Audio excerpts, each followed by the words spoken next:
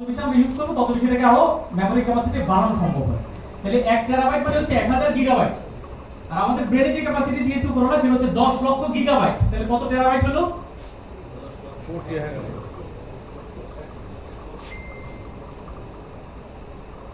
কত গিগাবাইটে আমরা আমাদের মেমরি পেয়েছি আর কত গিগাবাইটে উপরওয়ালা বলতে আমাদের মেমরি পেয়েছি। কোনটা পাওয়ারফুল আপনাদের কাছে কি মনে হয়? এটাকে ব্যবহার করা গুরুত্বপূর্ণ নাকি যন্ত্রটাকে ব্যবহার করা গুরুত্বপূর্ণ? অনেকে আমরা দেখা যাচ্ছে কি ব্রেনকে বাদ দিয়ে যন্ত্রের উপর নির্ভরশীল হয়ে পড়ছে। তো চেষ্টা করব ব্রেনটাকে ব্যবহার করার জন্য। আর ব্রেনটা ব্যবহার করব আমরা এই কারণে আমরা জীবনে সফল হতে চাই। আপনারা তো নিশ্চয়ই চান, তাই না? কে কে সফল হতে চান না? অনেকে হাত উঠে গেছে না শুনলা। আমরা টেকনিক্যালি ইউজ করেছি। সো এটা হচ্ছে মনোযোগ আপনারা আছে কিনা এটা দেখার জন্য। আমরা তো সবাই সফল হতে চাই। শিওর? ইয়েসটা খুব দুর্বল। মানে আমি সফল হতে চাই এটা প্রকাশই করতে পারছি না। তাহলে সফলতা আমি দেখাবো কি? প্রকাশ করতে আমার মধ্যে একটা লজ্জা, দ্বিধা, অনীহা কাজ করছে। তো সেখানে আমি এটা পাবো, এটা আশা করি কি পাবো? সবাই চুপি করতে চায়। চুপি সফলতা কি পাওয়া যায়? আচ্ছা, যদি আপনি সফলতা পেতে চান এটা বলতে লজ্জা পান, সফলতা আপনার কাছে আসতে লজ্জা পাবেন। বুঝতে পারলেন মনে? আপনি যাকে চান তাকে যদি বলতে লজ্জা পান, তার কাছে যদি আপনার মনোভাব প্রকাশ করতে না পারেন, তাহলে সে কি আপনার কথাটা কি বুঝতে পারবে? বুঝতে না পারলে সে আপনার ডাকে সাড়া দিবে? আরো সহজ করে যদি বলি, প্রেম করেছেন কে কে জীবনে? আমি সবার আগে হাত উঠালাম, টেনশন করার কিছু নাই। আমার অভিজ্ঞতা আছে, আমি এক পরিবারে 3 বোনের সাথে একসাথে প্রেম করছি। আচ্ছা, আমি এক্সপার্ট নাকি? যাই হোক, এই যে আপনি প্রেম করেছেন, যাকে প্রেমের প্রস্তাব দিয়েছেন, এই প্রস্তাবটা যদি আপনি মনে মনে রেখে দেন, আপনি যদি মুখ ফুটে না বলেন, তখন আপনার অবস্থা কি হবে? প্রেম কি হবে? তখন আপনাকে সারা জীবন মমতাজের গানটা গাইতে হবে। মমতাজের গানটা কি? হ্যাঁ, ফেটে যাবে। কারণ আপনি যদি বলেন না যে হৃদয়টা ফেটে যাবে, আপনি প্রকাশ করতে পারেন না। তো সফলতাকেও যদি আপনি প্রস্তাব না দেন যে তোমাকে আমি চাই, সেও কিন্তু বুঝবে না যে আপনি তাকে চান। দ্যাটস ওয়াই সে আপনাকে সাড়া দিবে না। আর সাড়া না দেওয়ার কারণে আমরা ম্যাক্সিমাম জীবনে সফল হতে পারছি না। তখন আমরা দোষ দিচ্ছি কাকে জানেন? ইয়েস, নসিবে নাই, ফাটা, পোড়া, নানান ধরনের তকমা আমরা এর সাথে জুড়ে দিয়েছি। তো আজকের আলোচনার বিষয়বস্তু হচ্ছে সফলতা পেতে গেলে আমাদের করণীয় কি, সেটা যে কোনো সেক্টরে, specially সেলসে।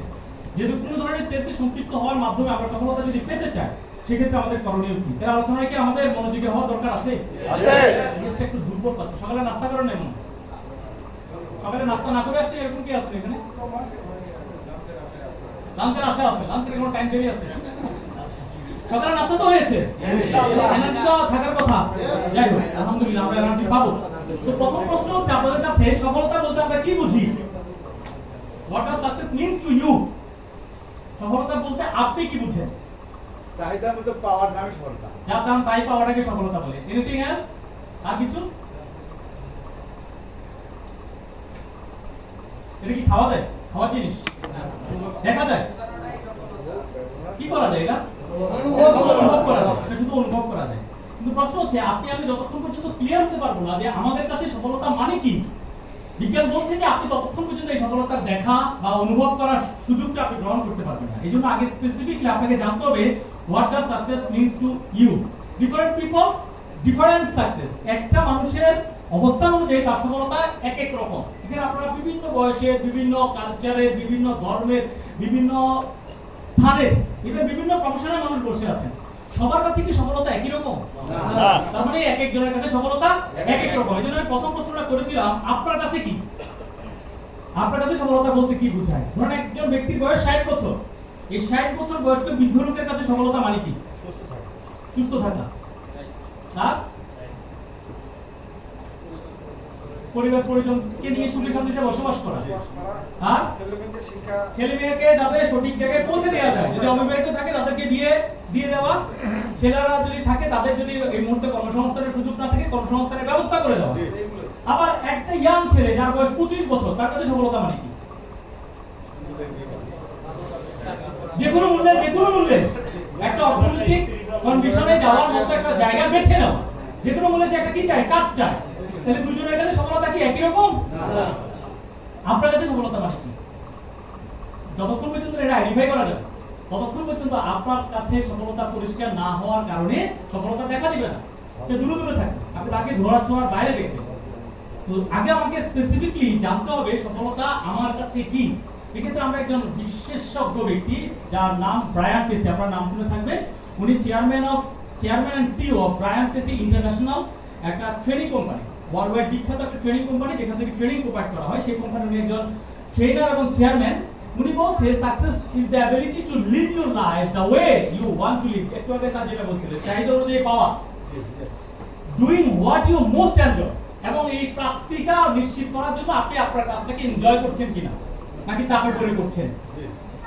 Surrounded by people who you admire and respect, এবং সেই সাথে যাদেরকে নিয়ে আপনি কাজটা করছেন তারাও আপনার সাথে এই কাজে সম্পৃক্ত আছে কি। যদি এই বিষয়গুলোকে একসাথে করতে পারেন তবে যেটা দেখা পাবে সেটার নাম হচ্ছে সফলতা। এবং এটাকে যদি আমরা এক কথায় বলতে চাই, it's a journey not the destination. এটা কখনোই একটা সুনির্দিষ্ট গন্তব্য না, এটা একটা ধারাবাহিক প্রক্রিয়া। উদাহরণ দিলে বুঝতে, আপনারা ভিডিও গেম খেলেছেন কে কে ছোটবেলায়? কি গেম নাম ছিল এটা সবচেয়ে জনপ্রিয়? মুস্তফা। কয়েন দিয়ে খেলতে হতো, তাই না? জি স্যার। একটা লেভেল শেষ করলে পরের লেভেলে যাওয়ার জন্য একটা টেন্ডেন্সি, দ্বিতীয় লেভেল শেষ করলে তৃতীয় লেভেলে যাওয়ার জন্য tendency. It's one kind of game. এই গেমটাকে যদি জীবনের সাথে মিলিয়ে দেখেন, দেখবেন জীবনটাও ওই গেমের মতোই।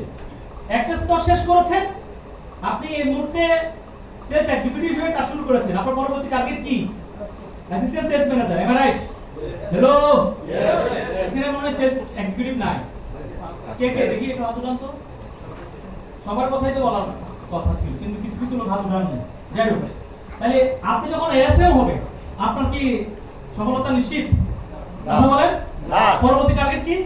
এসএম হওয়া। তার মানে স্টেপ বাই স্টেপ, এই কারণে এটাকে বলা হচ্ছে জার্নি, একটা ধারাবাহিক প্রক্রিয়া যেখানে একটা সুনির্দিষ্ট কখনো গন্তব্য থাকতে পারে না। যদি আপনি মনে করেন যে আমি পৌঁছে গেছি আর দরকার নেই, তার মানে এখন পর্যন্ত সফলতার যে সংজ্ঞা বা সফলতার যে অনুভূতিটা সেটা আপনি নিশ্চিত করতে পারেন না। তো আমরা তো সবাই এই জার্নিতে থাকতে চাই, তাই না? এখান থেকে ধরেন ঢাকায় যাবেন, তাহলে ঢাকায় যাওয়ার পথে কি কি স্টেশন আছে? তো আপনার থেকে আপনি শুরু করলেন যাত্রা। গুরুত্বপূর্ণ স্টেশনগুলোর কয়েকটা নাম বলেন দেখি। আতাইকোলা, এরপর কাশীনাথপুর, এরপর ভেলা, এরপর আলাদপুর, এরপর উল্লাপাড়া, এরপর সিরাজগঞ্জ, এরপর যমুনা সেতু, এরপর টাঙ্গাইল, এরপর গাজীপুর, এরপর আপনি ঢাকা গিয়ে পৌঁছাইছেন। তো এই যে প্রতিটা স্টেশন আপনি কাজ দিয়ে গেছেন, এই আপনি যদি ভাবেন যে আমি প্রতিটা স্টেশন কাজ দিয়ে যাব না, আপনি কি পৌঁছাতে পারবেন বাই বাস? না। তো লাইফ ইজ লাইক দ্যাট। জীবনটা এরকম লেভেল বাই লেভেল খেলার মতো। একটা লেভেল শেষ করে বসে থাকলে চলবে না, পরের লেভেলের জন্য আমাকে জাম্প দিতে হবে। এই জাম্পটা দেওয়ার জন্য আপনার মধ্যে একটা কি লাগবে? এনার্জি লাগবে। এই এনার্জিটা নিশ্চিত করার জন্য আপনাকে জানতে হবে সফলতার এই রাস্তাটা কেমন। কেমন মনে হচ্ছে রাস্তাটা? এই যে এখান থেকে আপনি ঢাকায় রওনা দিলেন, রাস্তাটা কেমন? খুবই আরামদায়ক, খুবই আরামদায়ক। না। পথে কি অনেক স্মুথ, একদম সোজা একটানে চলে গেছেন, এরকম কিছু? পথে কি বাধা আছে? না আছে, পথে বাধা আছে। এই বাধাগুলোকে আপনাকে মোকাবেলা করা শিখতে হবে। এই বাধাগুলো যারা ভয় পাবেন তারা কখনোই সফলতার দেখা পাবেন না। সেলসে সবার আগে বাধা আসে কোথা থেকে বলেন তো? পরিবার থেকে। No, that is wrong. চাইজের কাছ থেকে। সবার আগে নিজের কাছে। Thank you very much. সবার আগে বাধাটা নিজের কাছে আসে, যে আমি কি পারবো, আসলে কি কাস্টমার পাবো, কে কিনবে। যদি লোক না পায়, বাধাটা কি পরিবার দিয়েছে না প্রথমে নিজেকে নিজে দিয়েছে? এই নিজের বাধাটা অতিক্রম করার পরে সেকেন্ড বাধাটা আসবে পরিবার থেকে বা আপনজনের কাছ থেকে। তারা বলবে যে এই ধরনের কাজ তোমার সাথে যায় না, ইউ আর নট ফিট। এই বাধাটা অতিক্রম করার পরে বাধাটা আসে কার কাছ থেকে?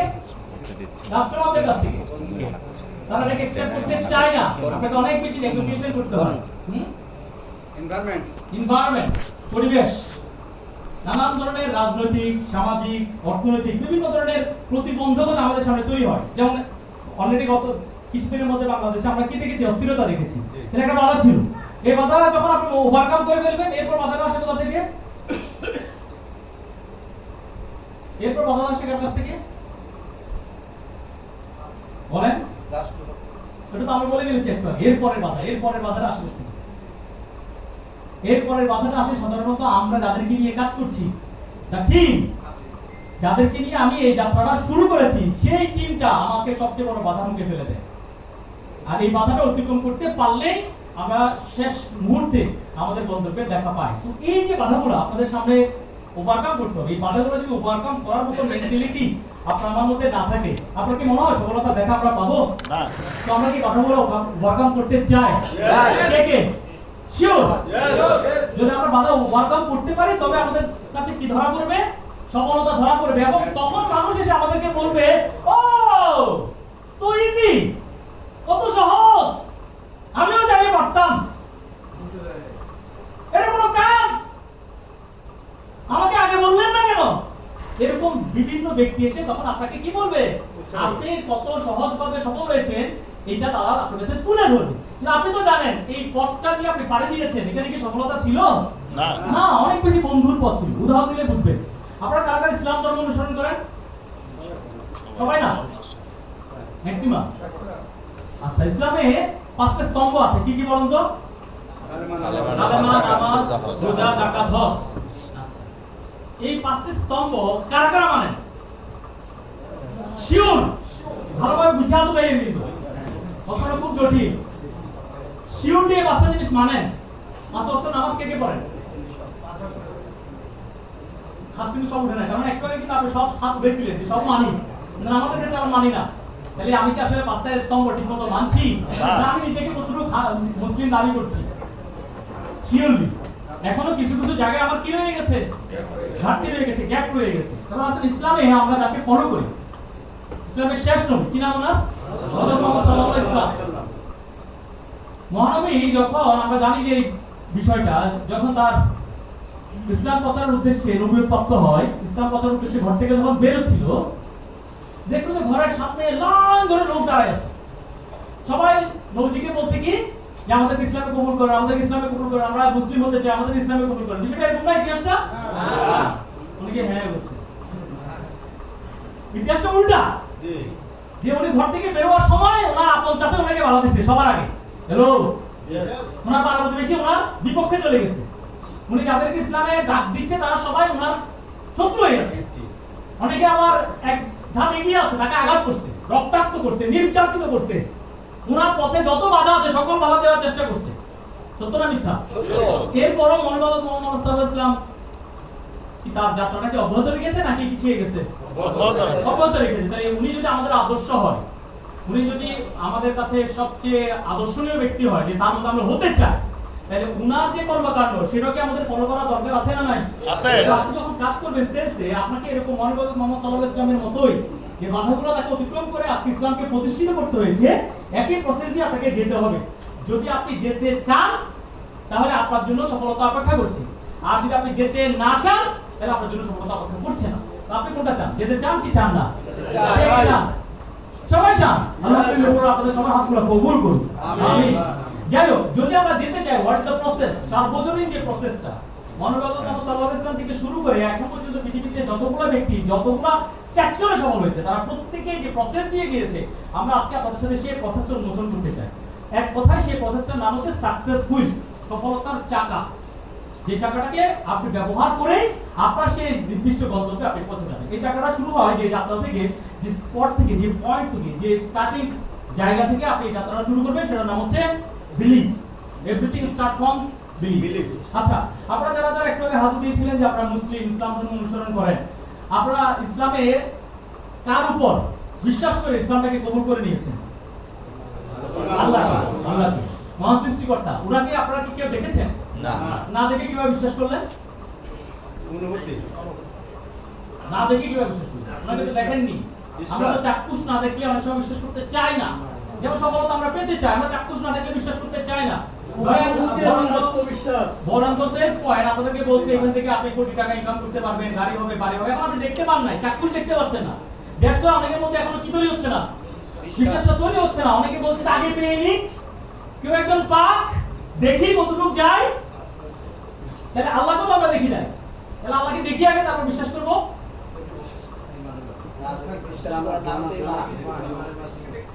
আল্লাহকে না দেখা সত্ত্বেও আমরা বিশ্বাস করেছি কিসের উপর ভিত্তি করে?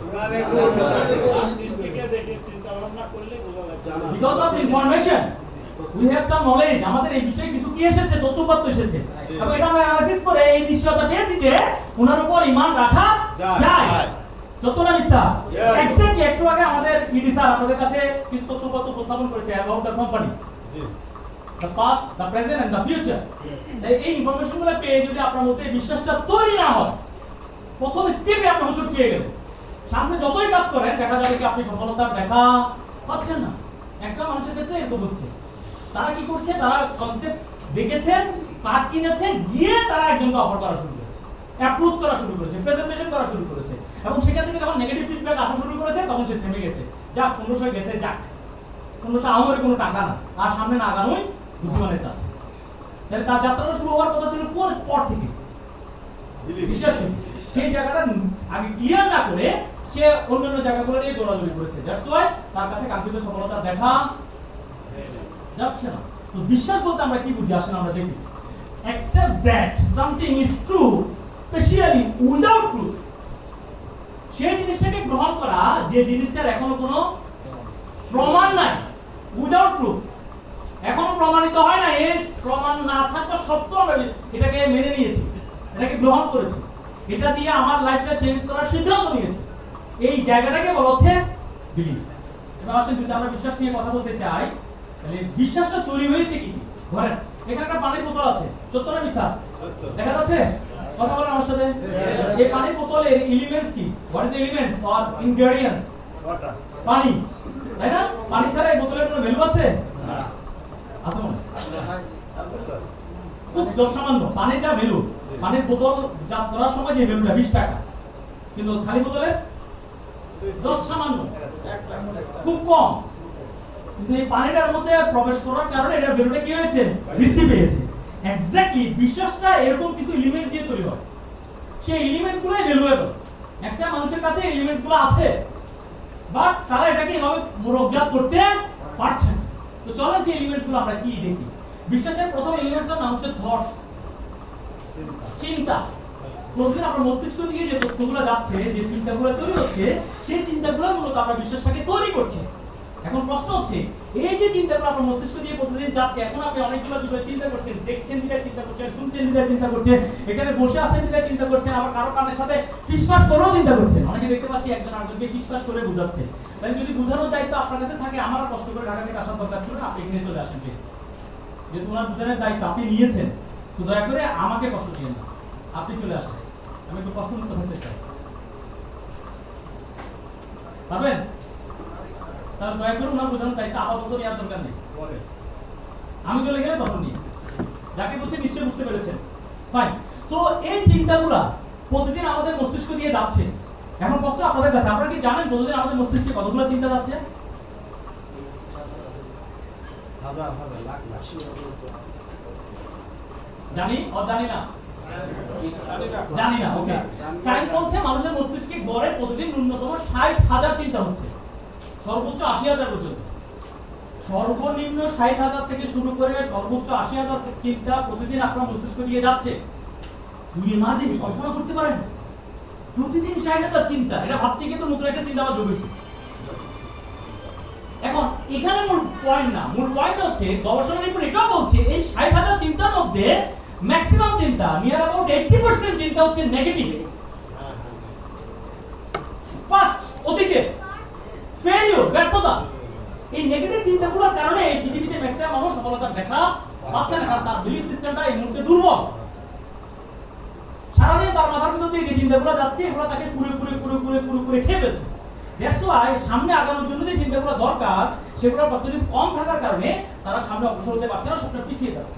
ধরেন আপনি এখান থেকে সিদ্ধান্ত নিয়েছেন একটা দৌড় দিবেন, আপনি 100 মিটার স্প্রিন্টে একটা দৌড় দিবেন। আমরা আপনাকে যখন রেডি 1 2 3 বলবো, আপনি দৌড় দিবেন। এখন আপনি চিন্তা করলেন যে আমি যে দৌড়ের দিকে যদি পড়ে যায় বা পিছলে, যদি কোমর ভেঙে যায়, যদি হাঁটু ভেঙে যায়, তাহলে এক কাজ করে আমি নিজেকে শক্ত করে একটা দড়ি দিয়ে একটা পুলিশের সাথে বেঁধে রাখি, যাতে পড়ে গেলে আমি ব্যথা না পাই। এবার শক্ত পুলিশের সাথে নিজেকে বেঁধে রাখলেন, এবার আমরা বললাম 1 2 3 গো, আপনি একটা দৌড় দিলেন। বলো তো কতদূর যেতে পারবেন? কেন? এক্স্যাক্টলি আমাদের চিন্তাগুলো এভাবেই আমরা রেকর্ড করেছি। আমরা চাচ্ছি সামনে যাওয়ার জন্য, কিন্তু অতীতের নেগেটিভ নানান ধরনের ব্যর্থতা চিন্তাগুলো আমাদের এরকম শক্ত দড়ির মতো নিজেদেরকে বেঁধে রেখেছে পিছনের দিকে, সামনে এগোতে দিচ্ছে না। এই যতক্ষণ পর্যন্ত আমরা এগোতে পারবো এই দড়িটা কেটে, ততক্ষণ পর্যন্ত আমাদের সফলতার দেখা পাওয়া যাবে না। তাহলে আমরা কি এগোতে চাই? শিওর? কে কে? সবাই? ফাইন। যদি এগোতে হয় আমাদের এই চিন্তাগুলোকে পরিবর্তন আনতে হবে, নেগেটিভ জায়গাগুলো পরিবর্তন করে পজিটিভ জায়গায় ভরে দিতে হবে। আর এটা কাজ কার? এটার কাজ হচ্ছে আমাদের মস্তিষ্কে, আমাদের মাইন্ডের, আমাদের মনে। এবং আমাদের যদি মনকে আমরা বিবেচনা করি, মস্তিষ্ককে আমরা অ্যানালাইসিস করি, তাহলে দেখতে পাই এটা দুটো পার্ট। একটাকে বলা হচ্ছে সাবকনসিয়াস মাইন্ড, একটাকে বলা হচ্ছে কনসিয়াস মাইন্ড। বাংলায় আমরা যদি বলি চেতন মন আর অবচেতন মন। একটাকে বলছি আমরা চেতন যুক্ত, আর একটাকে বলছি আমরা অবচেতন। এই দুইটা মনের মধ্যে সবচেয়ে পাওয়ারফুল কোনটি? Subconscious mind. কিন্তু আমরা সবচেয়ে বেশি গুরুত্ব দেই কোনটাকে? Conscious mind. এবং পৃথিবীতে সফল আর ব্যর্থ লোকের সংখ্যাগুলো নির্ধারিত হচ্ছে এই মনের গুরুত্বের উপর। পৃথিবীর সফল লোকের সংখ্যা যদি আমরা বিশ্লেষণ করি তাহলে নিয়ার অ্যাবাউট 5%, বিভিন্ন সেক্টরে যারা সফল। আর যে 95% লোক ব্যর্থতা দিকে পর্যবেসিত হয়েছে অথবা ব্যর্থ হয়েছে, তারা এবং সফল লোক এই দুজনের মস্তিষ্ক অ্যানালাইসিস করে দেখা গেছে যারা সফল হয়েছে তাদের সাবকনসিয়াস মাইন্ডটাকে বেশি ব্যবহার করা হয়েছে, আর যারা ব্যর্থ হয়েছে তারা কনসিয়াস মাইন্ডকে বেশি ব্যবহার করেছে। তাহলে কনসিয়াস মাইন্ডে কি কি আছে? উইল পাওয়ার আছে, শর্ট টার্ম মেমরি আছে, ক্রিটিক্যাল থিংকিং আছে, লজিক্যাল থিংকিং আছে, যুক্তি তর্ক, অল্পতেই বড় লোক হওয়া, এখন কি পাচ্ছি, এই ধরনের মেন্টালিটিগুলো। যেমন আপনাকে যখন প্রস্তাব দেওয়া হয় বন্ধ শেষ পয়েন্টে 2 বছরের মাথায়, 1 বছরের মাথায়, 3 বছরের মাথায়, 5 বছরের মাথায় আপনি এই পজিশনে যাবেন, তখন আমাদের মস্তিষ্ক কি বলে? 5 বছর অনেক বড় বিষয়, 3 বছর অনেক সময়ের বিষয়, 1 বছর অনেক দেরি আছে, এখন কি পাবো বলে। এই যে চিন্তাটা আপনার মস্তিষ্কে আসছে, এই এখন কি পাবো, শর্ট টার্ম মেমরি। তার মানে আপনার চেতন মনের উপর আপনি সম্পূর্ণরূপে নির্ভরশীল। কিন্তু যারা সফল তারা কখনোই এখন কি পাবো এটা নিয়ে ভাবে না। তারা 5 বছর, 10 বছর, 15 বছর, 20 বছর অর্থাৎ লং টার্ম চিন্তা ভাবনা করে। এবং এই লং টার্ম চিন্তা ভাবনা করতে গিয়ে তাদের সবার আগে যেটা কাজ করেছে সেটা হচ্ছে ইমাজিনেশন। যেমন স্যার অনেক আগে খুব চমৎকার কিছু ফিউচার প্ল্যানের কথা আপনাদের কাছে তুলে ধরেছে। ফিউচার প্ল্যান মানে হচ্ছে imagination. That's not rightly true. এই মুহূর্তে এটা সত্য না, বাট এটা আমরা এখন কি করছি? কল্পনা করছি, ভাবছি, এটা নিয়ে আমরা প্ল্যান ডিজাইন করছি যে আমাদের ভবিষ্যতে এটা হবে। এই যে ভবিষ্যৎ নিয়ে ভাবনা, এটা সম্পূর্ণরূপে সাবকনসিয়াস মাইন্ডের কাজ। তাহলে পাওয়ারফুল কোনটা, কনসিয়াস না সাবকনসিয়াস? কিন্তু আমরা ব্যবহার করি কোনটাকে? কনসিয়াস মাইন্ডটাকে। সর্বোচ্চ আমরা ব্যবহার করি কনসিয়াস মাইন্ডটাকে। তাহলে সাবকনসিয়াস মাইন্ড আর কনসিয়াস মাইন্ড এই দুটার মধ্যে যদি পার্থক্য আমরা ধরতে পারি, তাহলে আমরা বুঝতে পারবো কেন আমরা পৃথিবীতে এখনো পর্যন্ত ব্যর্থ লোকের সংখ্যার পরিমাণটা বেশি তৈরি করেছি, কেন আমরা সফল লোকের সংখ্যার পরিমাণ বাড়াতে পারিনি, বিকজ অফ সাবকনসিয়াস মাইন্ড। আচ্ছা, ছোটবেলায় আপনারা আলিফ লাইলা দেখছেন? দেখছেন? ওকে কি ছিল? হ্যাঁ, কথা বলেন। জিন ছিল, আর কি ছিল? আলাদিনের চেরাগ ছিল। তাহলে জিন আর চেরাগকে যদি আমরা এই কনসিয়াস আর সাবকনসিয়াস মাইন্ড দিয়ে বিবেচনা করি, আলাদিনস ল্যাম্প, এই চেরাগটা হচ্ছে কনসিয়াস মাইন্ড আর জিন হচ্ছে সাবকনসিয়াস মাইন্ড। পাওয়ারফুল কে, চেরাগ না জিন? কথা বলেন। কাছে করছে কে? চেরাগ। জিনে করছে। বের হয়েছে কোথা থেকে? চেরাগ থেকে। চেরাগটা হচ্ছে কনসিয়াস মাইন্ড আর সমস্ত কাজ করে দিয়েছে কে? জিন। এটাকে বলা হচ্ছে সাবকনসিয়াস মাইন্ড। আমাদের প্রত্যেকের মধ্যে এরকম একটা জিন আছে। এই জিনটাকে এই চেরাগ থেকে বের করতে হবে। আমরা ম্যাক্সিমাম মানুষই জানি না এটা কিভাবে বের করতে হবে, কারণ এই জিনের শক্তি সম্পর্কে আমরা অবগত না। আসেন আমরা দুই একটা শক্তি সম্পর্কে আপনাদেরকে ধারণা দিই। The power of subconscious mind, it records everything. সে সবকিছু মনে রাখতে পারে। উদাহরণ দিয়ে রাখতে, ধরুন আজকে আপনাদের সাথে আমার দেখা হয়েছে, আজকে প্রায় 4-5 ঘন্টা আপনি আমাকে দেখবেন। এখানে দেখার কারণে আপনার মস্তিষ্কে আমার একটা ইমেজ তৈরি হয়ে গেল, আপনার সম্পর্কে আপনার একটা ধারণা এখানে তৈরি হবে। আমি ব্যক্তি কেমন, আপনার কাছে এটার একটা কি আসবে, ডাটা ব্যাংক থাকবে। আজ থেকে 3 বছর পরে হঠাৎ কোথাও আপনার সাথে আমার দেখা হয়েছে, কোন একটা অনুষ্ঠানে, কোন একটা কার্যক্রমে, কোন একটা যাত্রাপথে, কোনো না কোনো ভাবে আপনার দেখা হয়েছে। আমার দিকে তাকিয়ে আপনি চিন্তা করবেন এই লোকটাকে কোথায় জানি দেখছি, মনে পড়ছে না, কোথায় জানি, ও মনে পড়ছে, একটা ট্রেনিং। এই যে 3 বছর পর আপনি একদিন আমাকে দেখে মনে রাখছেন, 3 বছর পর এটা আবার আপনার মস্তিষ্কে চলে আসলো, এটা এনে দিয়েছে কি? Subconscious mind. কারণ সে সব রেকর্ড করে রাখে, তার কাছে কোনো কিছুই লুকানো যায় না। Secondly, it's always alert and awake. সে সব সময় আপনাকে সতর্ক করে এবং জেগে থাকে। কিভাবে সতর্ক করে? দেখবেন আপনি কোনো একটা কাজ করার উদ্দেশ্যে বাসা থেকে বের হয়েছে, আপনার মনে হঠাৎ করে মনে হয়, হঠাৎ করে আপনার মস্তিষ্কে এমন চিন্তা আসে, মনে হয় না আজকের দিনটাতে এই কাজটাতে আমি সাকসেসফুল হতে পারবো, মনে হচ্ছে আজকে আমার কোনো একটা সমস্যা হবে। এরকম মনে মনে কিছু ইনফরমেশন অগ্রিম আপনার কাছে আসে, মাঝে মাঝে আসে কিনা? এবং আপনি দেখবেন যে ওই দিন আপনার দিনটা ভালোই যায়নি। এই যে আপনাকে অ্যালার্ট করলো, কে অ্যালার্ট করলো? Subconscious mind. এবং সে কখনোই ঘুমায় না, সে অলওয়েজ জেগে থাকে। আপনি রাতে ঘুমাচ্ছেন, মশারি খাটান নাই, রাতে কারেন্ট বারবার ডিস্টার্ব করে, এই কারণে গরমের কারণে সবসময় ফ্যান চলছে না, আপনি কি করলেন? রাতে মশারি ছাড়াই ঘুমাইছেন। সকালে ঘুম থেকে উঠে দেখলেন যে আপনার হাতটা পুরো লাল হয়ে আছে রক্তে, ঘটনা কি? হাতে রক্ত আসলো কি? আবার দেখলেন যে রক্তের সাথে দুই একটা মশাও মরে আছে। আপনি তো রাতে খুব আরামে ঘুমাইছেন, সকালবেলা এই মশাগুলা রক্তটা আপনাকে কি প্রমাণ করে? আপনি ঘুমাইছেন কিন্তু আপনার মস্তিষ্ক সে ঘুমায় নাই। যখনই যে কোনো জায়গায় আপনাকে মশা কামড় দিচ্ছে আপনি কি করছেন? কষে একটা লাগাইছেন, আপনি ঘুমের মধ্যে লাগাই দিচ্ছেন। তাহলে আপনি ঘুমের মধ্যে যে অ্যাক্টিভিটিসটা শুরু করছেন এটা আপনার জন্য কে করেছেন? Subconscious mind. সে জেগে আছে, সে কখনো ঘুমায় না। ঘুমের মধ্যে আমরা মাঝে মাঝে স্বপ্ন দেখি কিনা? কি স্বপ্নগুলো আপনি দেখবেন? খেয়াল করে দেখবেন, সারাদিন যে কাজগুলো নিয়ে ব্যস্ত ওই রিলেটেড স্বপ্নগুলো আপনার মস্তিষ্কে আসছে। আপনি যদি দেখেন যে আমি বরং সেলস পয়েন্ট থেকে 1 কোটি টাকা ইনকাম করব, এটা যদি আপনি সবসময় মানুষের কাছে উপস্থাপন করেন, বলেন, নিজের মস্তিষ্কে রাখে, দেখবেন রাতে ঘুমের মধ্যে আপনি দেখতেছেন টাকা গুনতেছেন, চেক লিখতেছেন, গাড়ি নিয়ে দৌড়াচ্ছেন। মানে এই টাকা দিয়ে যা যা করা যায় এগুলো আপনার স্বপ্নের মধ্যে চলে আসবে। তার মানে সে, আপনি ঘুমিয়ে গেছেন কিন্তু সাবকনসিয়াস মাইন্ড সে ঘুমায় নাই, সে সবসময় জেগে আছে। এই কারণে ওকে যদি দায়িত্বগুলো দেওয়া যায়, কাজগুলো দেওয়া যায়, তাহলে সহজ হবে না কঠিন হবে? ডেফিনেটলি সহজ হবে। ইট কন্ট্রোলস 95% অফ আওয়ার লাইফ। এটি আমাদের জীবনের 95% নিয়ন্ত্রণ করে। আমাদের সমগ্র জীবনটার 95% সাবকনসিয়াস মাইন্ড নিয়ন্ত্রণ করে। কি কিসের মাধ্যমে? বিল্ড দ্য হ্যাবিচুয়েশন, অভ্যাসের মাধ্যমে। যে লোকটা প্রথম সিগারেট খাওয়া শুরু করছিল, আমি বলছি না আপনি সিগারেট খান, যে লোকটা শুরু করছিল সে কিভাবে শুরু করছিল? তার কোনো একজন বন্ধু তাকে ইনফ্লুয়েন্স করেছে যে দোস্ত একটা টান দে, খুব মজা পাবে। একটা টান দিয়ে সে মজা পায় না। বন্ধু বলছে এরকম 2-1 বার হবে, সমস্যা না, তুই একটা দুটো টান দে, দেখবি মজা। এই একটা দুটো টান দিতে গিয়ে আপনার কি হয়ে গেছে? মজা লেগে গেছে। এই মজা লাগার কারণে প্রথমত বন্ধু ফ্রি দিছে, পরে তার ফ্রি দেয় নাই। হ্যালো, যারা মাথা নাড়তেছেন অভ্যাস আছে মনে হচ্ছে। আচ্ছা, নো প্রবলেম। স্ট্রোক। সো পরে কিন্তু আর ফ্রি নাই, তখন নিজের টাকা দিয়ে কিনে যাচ্ছিলেন। হ্যালো, এখন কি হয়ে গেছে? এটা নেশায় রূপান্তরিত হয়ে গেছে। এখন এটা ছাড়া আপনি থাকতেই পারছেন না। হ্যালো, এখন এটা কি হয়ে গেছে? নেশায় রূপান্তরিত। একটা দুটো টান এখন নেশা হয়ে গেছে। এই টোটাল কনসেপ্টটা আপনার মধ্যে প্রবেশ করিয়েছে কে? Subconscious mind, because it builds on habituation. এটি অভ্যাসটাকে তৈরি করছে। উদাহরণ দিলে বুঝবেন। আপনারা কে কে সাইকেল চালাতে পারেন? সবাই না, আমি পারি না, এই কারণে সবার কথা বলবেন না দয়া করে। আচ্ছা, যেদিন প্রথম সাইকেল চালানো স্টার্ট করছিলেন, সাইকেলের প্যাডেলে যখন চাপ দিয়েছিলেন পা দিয়ে, বলেন তো সাইকেলটা কোন দিকে দৌড় দিছে? এলো পাতারে, উল্টা পাল্টা, সোজা পথে যায় নাই। সত্য কথা না মিথ্যা কথা? সত্য কথা। তখন কি হয়েছিল? আপনাকে কি দিয়েছে? ডিরেকশন দিয়েছে, নির্দেশনা দিয়েছে, মেন্টর হিসেবে এসেছে যে তুমি প্যাডেলের দিকে না তাকিয়ে সামনে তাকাও। Yes. Am I right? Yes.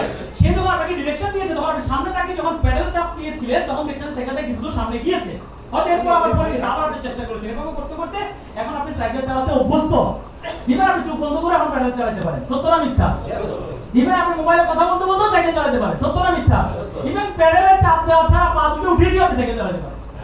এই যে অভ্যাসটা আপনার মধ্যে তৈরি হয়েছে, এটা কে তৈরি করেছে? Subconscious mind. তাহলে এবার আমাকে বলেন, আমি আর যাবো না নিচে, আমাকে বলেন কনসিয়াস মাইন্ড পাওয়ারফুল না সাবকনসিয়াস মাইন্ড পাওয়ারফুল? কিন্তু আমরা কোনটাকে সর্বাধিক প্রাধান্য দিচ্ছি? কনসিয়াস। যুক্তি দিয়ে বোঝার চেষ্টা করি, প্রমাণ দিয়ে বোঝার চেষ্টা করি, দৃশ্যমান হলে বোঝার চেষ্টা করি। এটা কনসিয়াস মাইন্ডের কাজ। কল্পনা, অনুভব, আবেগ, স্বপ্ন, এগুলো সাবকনসিয়াস মাইন্ড। যেটাকে আমাদের গুরুত্ব দেওয়া দরকার ছিল সেটাকে আমরা কম গুরুত্ব দিচ্ছি, বাতিল করে দিচ্ছি। যেটাকে আমাদের গুরুত্ব বেশি দেওয়া দরকার ছিল সেটা সম্পর্কে আমরা কোনো ধারণাই নিচ্ছি না। দ্যাটস ওয়াই আমাদের লাইফটাকে আমরা যেভাবে সাজাতে চাচ্ছি সেভাবে সাজাতে পারছি না। এই মস্তিষ্কের কার্যক্রমকে যদি আমাদেরকে বিস্তারিতভাবে ডেভেলপ করতে হয়, সাবকনসিয়াস মাইন্ডকে, তাহলে আমাদের ব্রেন সম্পর্কে কিছু জানতে হবে। এবার আমাদের ব্রেনের দুটো সাইড, একটাকে বলছে লেফট ব্রেন, আর একটা বলা হচ্ছে রাইট ব্রেন। বলুন তো কোন ব্রেনটা পাওয়ারফুল, লেফট আর রাইট? রাইট। আপনি হিসাবে লেফট বেশি। আচ্ছা, সব করি। আপনাদের কাছে মোবাইল ফোন আছে? ধরেন, মনে মনে ধরেন এই মুহূর্তে আপনার কাছে একটা ফোন কল আসছে, আপনি ফোনটা বের করে কানে লাগান। কোন সাইডে লাগাবেন? সত্যি? একজন আমার ডান সাইডে লাগাইছে, অলরেডি আমার সামনে একজন লাগাইছে কানে। তুমি কোন সাইডে লাগাইছে? ডান সাইডে। ডান সাইডে। ডান সাইডে লাগাইছে। ম্যাক্সিমাম কোন সাইডে লাগাচ্ছে? ডান সাইড। গবেষণা বলছে ডান সাইডে লাগানো মানে হচ্ছে আপনার লেফট ব্রেনটা কাজ করছে। এটা সম্পূর্ণ বিপরীতমুখী কাজ করে। আপনার লেফট ব্রেনটা কাজ করছে দিকে ডান সাইডটা সচল। আপনি কাউকে যখন ঘুষি লাগাইতে যান কোন হাত দিয়ে লাগান? শক্তি কোন হাতে বেশি? ডান হাতে, কারণ আপনি সর্বোচ্চ ব্রেনের বাম সাইডটা ব্যবহার করছেন। এইজন্য গবেষকরা বলছে যারা লেফট হ্যান্ডেড, বাম হাতি আছে না কিছু লোক বাম হাতে লেখে, এই লেফট হ্যান্ডের লোকগুলা রাইট হ্যান্ডের লোকগুলা চেয়ে ইন্টেলিজেন্সের দিক দিয়ে বেশি পাওয়ারফুল। কেন? কারণ তারা ব্রেনের রাইট সাইডটাকে ব্যবহার করে। বুঝতে পারেন না? মানে যে অংশটা ব্যবহার করছে ব্রেনের ঠিক উল্টো অংশটা কাজ করছে। আপনারা যদি বাম অংশ ব্যবহার করেন তাহলে ডান অংশ কাজ করছে, আর যদি ডান অংশ ব্যবহার করেন বাম অংশটা কাজ করছে। সো যদি আপনাকে পাওয়ারফুল হতে হয়, আপনার ব্রেনটাকে শক্তিশালী করতে হয়, ব্রেনের বাম অংশের পরিবর্তে এখন থেকে কোন অংশটাকে পাওয়ারফুল করতে হবে? ডান অংশটাকে। তার মানে বাম হাতের কাজ বাড়াইতে হবে। আমাদের কাজ আবার ঘুষ নেওয়া না কিন্তু। আপনারা এটা মনে করেন। অ্যাক্টিভিটিসের দিক দিয়ে বাম অংশটাকে ব্যবহার করা শিখতে হবে আস্তে আস্তে। এতে করে আপনার ব্রেনটা কি হবে? সচল হওয়া শুরু করবে, অর্থাৎ আপনার ব্রেনের রাইট সাইডটাই অনেক বেশি আপনার জন্য পাওয়ারফুল হয়ে যাবে। তাহলে মাঝে মাঝে দাঁত ব্রাশ করার সময় ডান হাতের পরিবর্তে কোন হাতে করবেন?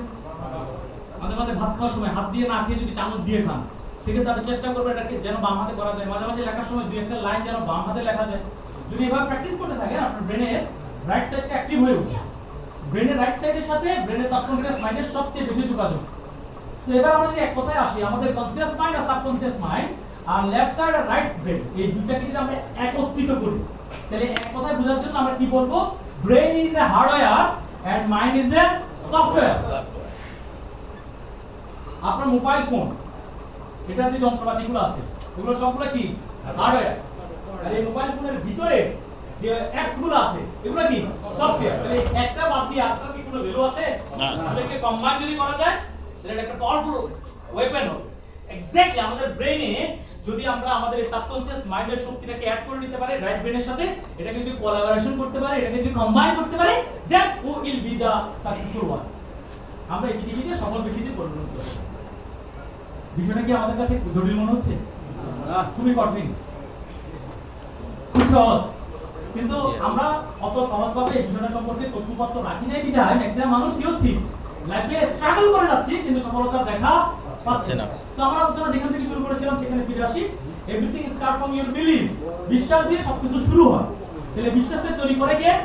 চিন্তা। কে তৈরি করে বিশ্বাস? চিন্তা। প্রতিদিন আপনার মস্তিষ্কে যে চিন্তাগুলো যাচ্ছে সেগুলো আপনার বিশ্বাস সিস্টেমটাকে ডেভেলপ করছে। আর এই বিশ্বাসটার প্রথম স্টেপ, প্রথম স্টেশন আপনার সফলতার যাত্রায়। তো এই বিশ্বাসটা বানানোর জন্য আমি একটা বইয়ের আপনাকে রেফারেন্স দিব। এই বইটার নাম হচ্ছে থিংক অ্যান্ড গ্রো রিচ। এই বইয়ের নাম শুনেছেন আপনারা? Think and grow rich. দুই একজন বাকিরা শুনেন না। বইটার নামে আপনি এটার ভিতরে কি আছে এটা জানতে পারবেন। থিংক, থিংক মানে কি? চিন্তা। অ্যান্ড, অ্যান্ড মানে কি? এবং। গ্রো, গ্রো মানে কি? উন্নতি। রিচ মানে কি? রিচ মানে কি? ধনী হওয়া। আচ্ছা, তাহলে বইটাতে বলছে think and grow rich by Napoleon Hill. বইটা লিখেছেন একজন প্রখ্যাত লেখক যার নাম নেপোলিয়ন হিল। বইটা বাংলা ভার্সনে পাওয়া যায়, চাইলে বাংলা ভার্সনও কিনে পড়তে পারেন। বইয়ের নামেই বুঝতে পারছেন, শুধু চিন্তা করুন এবং ধনী হয়ে উঠুন। শুধু চিন্তা করে ধনী হওয়া যায়, কাজ করে না। আমরা এতদিন কি শিখছিলাম? পরিশ্রমী সৌভাগ্যের রসুদি। তার মানে পরিশ্রম করলে আমরা সফলতা দেখাবো। কিন্তু এই বইয়ের গবেষক বলছে যে শুধু চিন্তা করে মানুষ ধনী হতে পারে। একটু অবাস্তব, একটু অকল্পনীয়, আমাদের সাথে যায় না এরকম একটা বিষয়। যে কারণে আমরা কি করছি? এটাকে সাইড কাট করে রাখছি। যেটা সাইডে থাক, চিন্তা করে আমরা ধনী হওয়া যায়। এটা কি কথা? এটা কি সম্ভব? শুধু চিন্তা করে ধনী হওয়া যাবে? হ্যাঁ, এটাই সম্ভব। শুধু আপনাকে এটা ধারণ করতে হবে। কিভাবে? এই বইটা পুরোটা পড়ে আমি শোনাতে পারবো না, আপনাদেরকে অনুরোধ থাকবে বাজার থেকে এটা কিনে নিতে। বাংলা ভার্সনে পাওয়া যায়, সর্বোচ্চ 1-200 টাকা এটা পাওয়া যায়।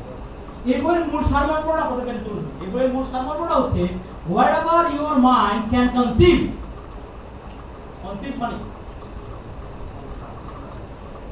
যখন নতুন বিয়ে শাদী হয়, সে বাসায় যখন মিষ্টি মুখ হয়, কেন মিষ্টি মুখ করে? কনসিভ করছে। কে কনসিভ করছে? বউ কনসিভ করছে। শুনছেন আমরা এই শব্দগুলো? কনসিভ মানে কি? ধারণ করা।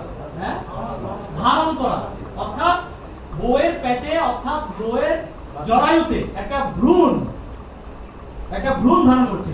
ফার্স্ট অফ অল কনসিভ, ধারণ করতে হচ্ছে। এন্ড বিলিভ, শুধুমাত্র জরায়ুতে না ধারণ করে সীমাবদ্ধ না, বিশ্বাস করছে একদিন একটা ফুটফুটে কি আসবে? বাচ্চা আসবে। এই বিশ্বাসের কারণে এই বউকে কি করা হচ্ছে? পরিচর্যা করা হচ্ছে। ভালো ভালো খাবার দেওয়া হচ্ছে, শিং মাছের ঝোল, দেশি মুরগির ডিম, আর কি খাওয়ান না, গরুর দুধ, এরকম নানান ধরনের পুষ্টিকর পুষ্টিকর খাবার তাকে প্রোভাইড করা হচ্ছে বিকজ বিশ্বাসটা এমন লেভেলে পৌঁছে গেছে যে এই গ্রুপে একদিন একটা কি হবে ফুটফুট একটা বাচ্চা হবে এই বিশ্বাসটার কারণে কি এসছে 9 মাস 9 দিন 10 মাস 10 দিন পরে একটা অ্যাচিভমেন্ট এসছে that is the concept first of all you should conceive আগে আপনাকে এটা ধারণ করতে হবে চিন্তা নিয়ে আসতে হবে যে আমি সফল হতে চাই দেন এবার এটাকে বিশ্বাস করতে হবে এটা নার্সিং করতে হবে এটা পুষ্টিকর খাবার দিয়ে এটাকে ডেভেলপ করতে হবে এটাকে বাড়াইতে হবে এটার বয়স যখন 9 মাস 9 দিন বা 10 মাস 10 দিন বা সার্টেন পিরিয়ড অফ টাইম হবে then you will got the achievement আপনি এরপরে কি পাবেন ফুটফুটে বাচ্চা। আপনার অর্জনটা পাবেন কনসেপ্টটা কি খুব কঠিন না সহজ সবার আগে কি করতে হবে জি জি ধারণ করতে হবে যে আমার দ্বারা সফল হওয়া সম্ভব কে কে বিশ্বাস করেন যে আমার দ্বারা সফল হওয়া সম্ভব Yes. এইখানে পর্যন্ত এরকম ট্রেনিং এ আসলে সবাই ইয়েছে বলে কারণ এরা